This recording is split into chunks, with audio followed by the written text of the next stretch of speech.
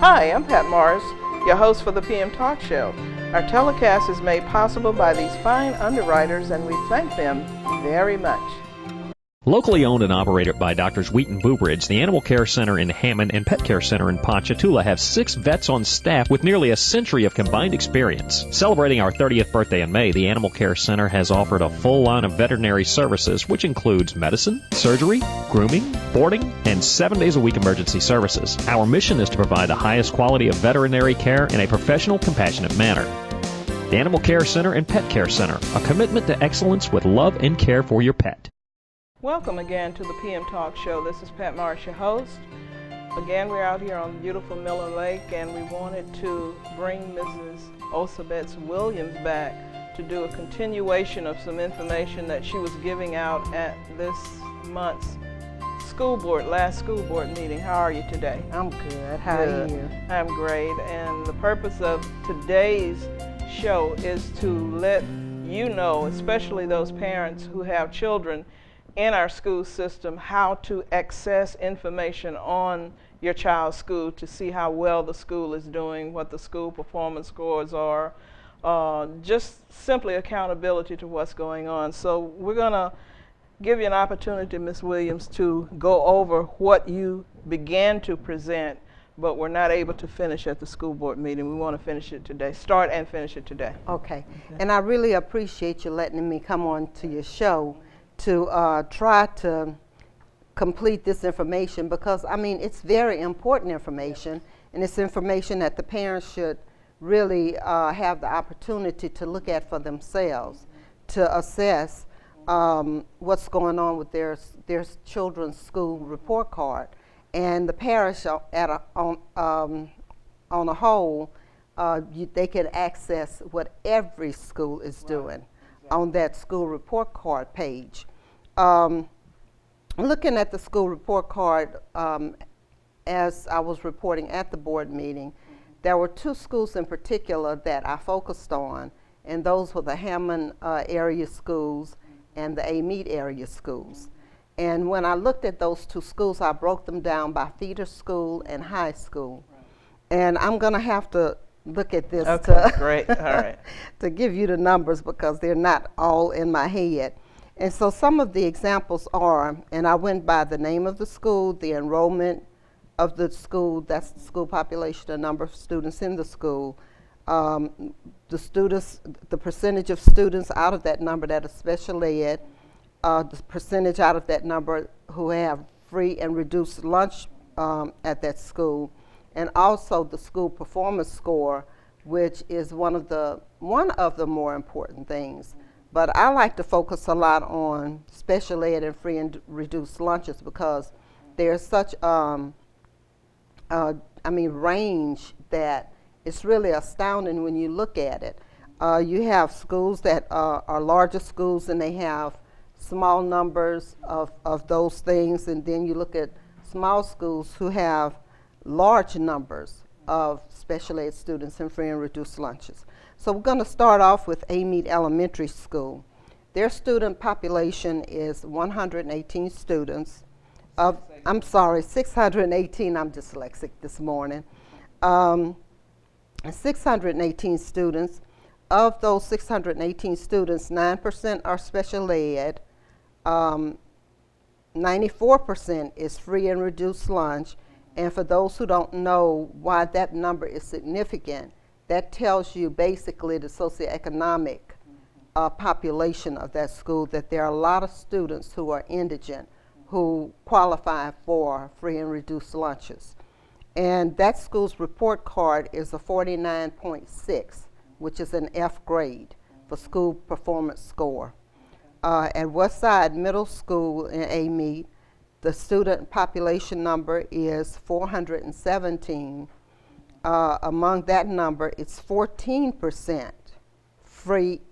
special education students. And that's a large number. Free and reduced lunch, it's 1 point less than the elementary school, and that's 93%. Their school performance score is 57.8, which is a D score. And one of the things I want to say about that school performance score, it's based on the test, how well the school is growing and how well the students are doing on the tests that they have to take, the standardized tests, which is usually LEAP and iLEAP, and whatever other standardized testing they use. Now, when you look at the high school, the student population is 506, and the number of special education students is 13%. That's still a very high number. Those who are 88% are free and reduced lunch. Now, if you look back at the middle school, where you see 93% free and reduced lunch, and when you get to the high school, it drops all the way down to 88%. That's significant because it's kind of an indication that by that time, students are dropping out of school. That's really a significant number. That school's grade is, school performance grade is 60.9, which is a D score. We go to the Hammond schools, and like I said, we go into the feeder schools and then to the high school. Hammond Eastside Elementary Magnet School has 833 students. They only have 5% special education, 83% free and reduced lunch, which is an anomaly for Hammond. And their school performance grade is 56.7, which is a D score. Hammond Westside Elementary Montessori School has 1,190 students. Now we're looking at two schools with grades K through 6. Right. And you look at the numbers between Hammond Eastside and Hammond Westside. Hammond Eastside 833, Hammond Westside 1,190. That's a lot of students. That's a big difference in the number of students for that grade level. The special ed population is 10%. Free and reduced lunches, 93%, whereas Eastside is only 83%. The school performance score for Hammond Eastside is 43.6, F grade. Hammond Westside, I'm sorry, is 43.6, which is an F grade. Hammond Junior High, the numbers drop down to 480 students. Now, when you look at the combined number of students at Hammond Eastside and Hammond Westside, and Hammond Junior High is usually the feeder school for those two schools, I don't understand why that population is so low when you have over 1,100 students just at Eastside, and 800 at Westside, and over 800 at Eastside. The free and reduced lunch, 95%. The number of special ed students, 13%, which is a high number. Their school performance score is 49.7, which is an F grade. Hammond High Magnet School has 1,344 students, which is more in line with the number of students at Hammond Eastside and Hammond Westside. I don't know what happens to those students. I guess they go to different schools. I don't know. But Hammond High has a 8% special ed rate and a 69%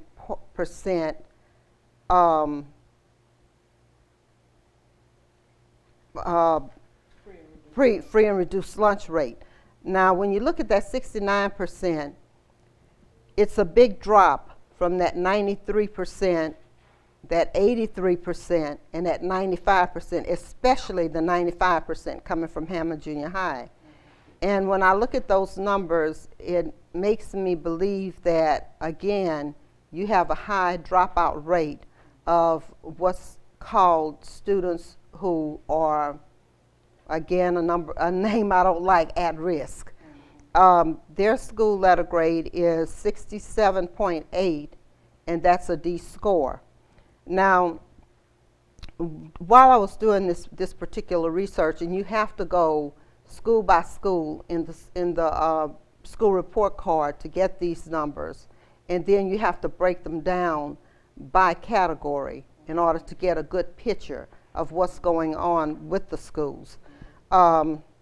Again, like I said earlier, some schools have a high population of special ed students, and they have low numbers, and some schools with higher student populations have, just the opposite. Lower populations with high numbers and higher populations with even higher numbers. And when you go to the school report card page, all of these numbers, when you put them together, it jumps out at you. You can see that there are some disparities in the numbers in which these schools are showing at both the Hammond schools and the Amite schools. The numbers are disproportionate for African American males who are in special education still. The school system, and I remember approximately 10 years ago, was sanctioned because of the high number of African American males who were in special education. At that time, an amount was taken from programs in Tangipahoa Parish School System to the tune of somewhere around $150,000. That's a lot of money. And this information came from the Department of Education This staff, information right? came from the Department of Education staff. Everything is in the numbers that I'm citing today for the schools, for each of the schools, is from the 2013 school year.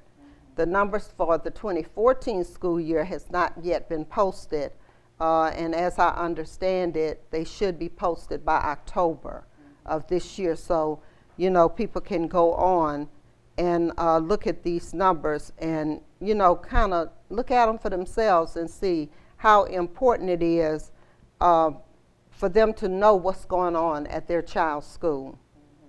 Now, one thing, at one time they had interventionists, and they Right. let a lot of them go because they said they didn't have money, but the same money could have been used over a period of time, we feel, to help the students. When you look at other data, why do you feel so many students are left in special ed for an extended period of time?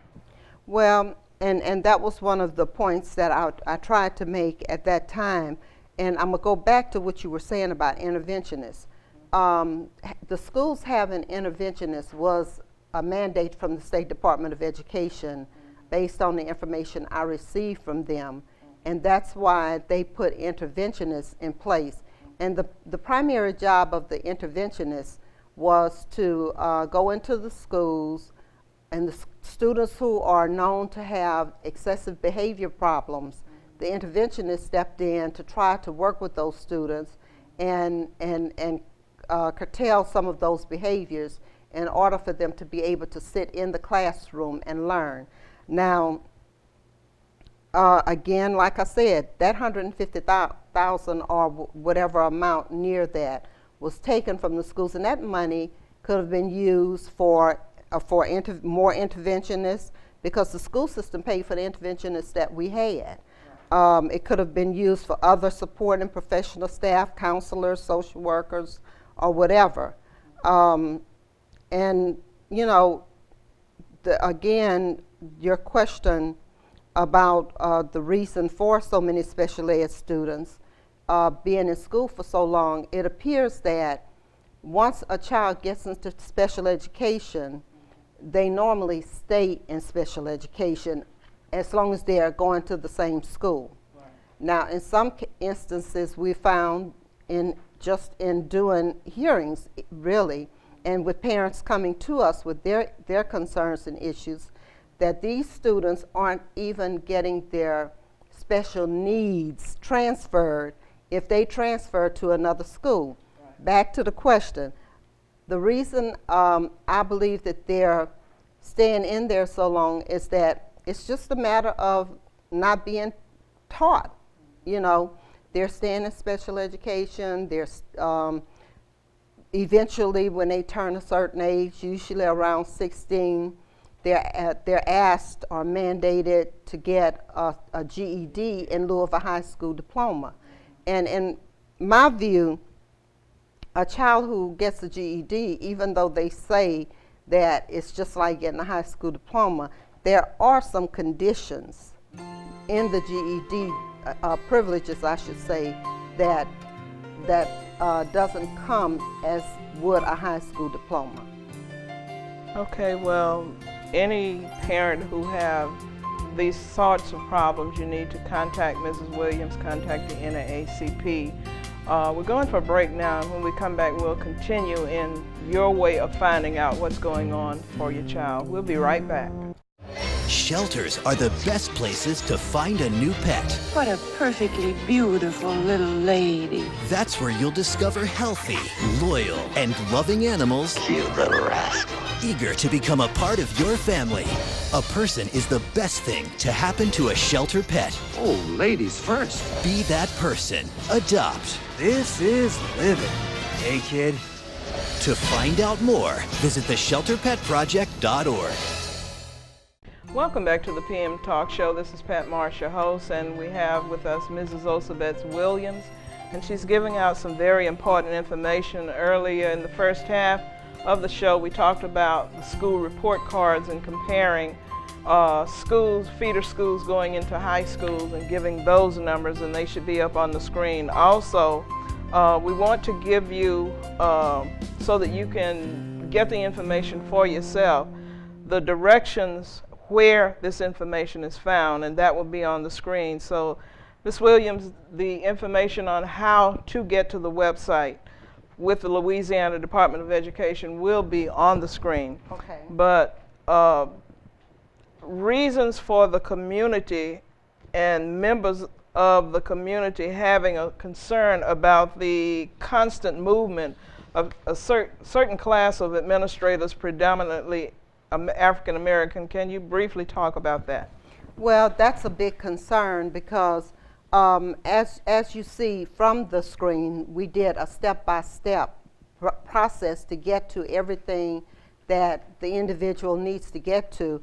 But when we look at this certain class of African American administrators, we're thinking about the fact that these administrators get kind of settled into their schools after the first and second year, and as they get settled into the school setting, they're working on plans, they're working on student staff placement, faculty placement, and you know, they're really trying to get into a rhythm of making sure that their schools are running as smoothly as they would like for them to. Well, when you flip the fruit basket and you have these administrators going to different schools, and they're going in having to try to follow up on what other administrators have already done, it disrupts the whole process of learning, because that administrator has to come in and try to infuse what they want, the changes they see needs to be made with what is already there, which puts them behind for that school year, and it doesn't give them enough opportunity to work with their staff and students as they would like to. So that's one of the biggest drawbacks, and one of the main ones that Pat, I've talked about over and over is the swap of Mr. Teran Perry and Miss Mildred Johnson. Right. Neither of them had a whole lot of time to create a baseline for their school. I mean, you know, you have to have years into a school to see, okay, this needs to be changed, this needs to be improved, this person needs to be here rather than where I have them, and to put faculty and staff where they can serve best for the needs of the student, because that's why they're there. I mean, if you're not going to serve the needs of a student, you're not going to be doing what you're there to do. Right, and I can tell you that people are very upset about those two moves, and there were great things going on at Hammond Junior High leading into Hammond High. I've been talking to people in Amite who say if Ms. Johnson is sent back to Amite High, if the NAACP recommends that she come back and we're going to work with her, then the community will get behind her to give her those things that we need. So all of this leads into the matter of child welfare and attendance for the last few minutes that we have. If you can briefly go over these three things that you have. Well, let's just be straight about it. The staff who's in child welfare and attendance right now is basically not certified. I know that they go to conferences and they get these certificates when they go to conferences, and they learn some things at conferences that tells them how they give them certificate levels. I think certificate 1, 2, and 3. But I can guarantee you, as a certified child welfare and attendance person, that means nothing. When you get right down to it, the academic portion of it from a certified, accredited college or university is where your learning comes from. When I was certified, there was a 15-hour credit hour requirement in order to be certified in child welfare and attendance. And I can't say that this is unique to any one school, because I did what was called a visiting curriculum, where I took classes at Southeastern and I took classes at Southern, which is where my certification came from. Another thing is that they don't know true procedures. I went to one hearing where I think it only lasted 10 or 15 minutes, and it happened that I had a situation at home, and I was running a little bit late that morning. When I got there, the hearing was over. You cannot even put on the table what the problem is in 10 or 15 minutes, let alone give a child due process. And that's, to me, very important. Another thing is that it appears that some students in the due process is not being classified as special needs, such as special education and 504. This is extremely important because of relatedness. If a child has a certain disability, and this disability needs to be taken into consideration when that child receives due process, because if their behavior is related to their disability, they cannot be charged, so to speak, with that infraction. So, like I said, one of the main things I'd like for the listening audience to realize is that what we're talking about is important to them and their children. This is bringing down the quality of education.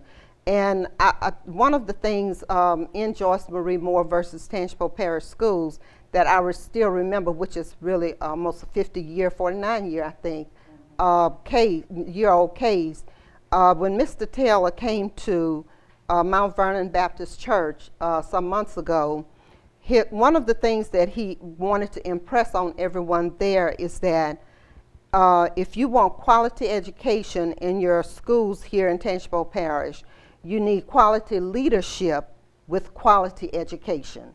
And all of our leadership does not have quality education, starting at the very top, because our superintendent is not a certified educator. And we're paying 2 salaries for a superintendent and a chief academic officer to support him. I mean, in my opinion, and I'm talking my opinion, that's a waste of money that could be better used in the school system. Right.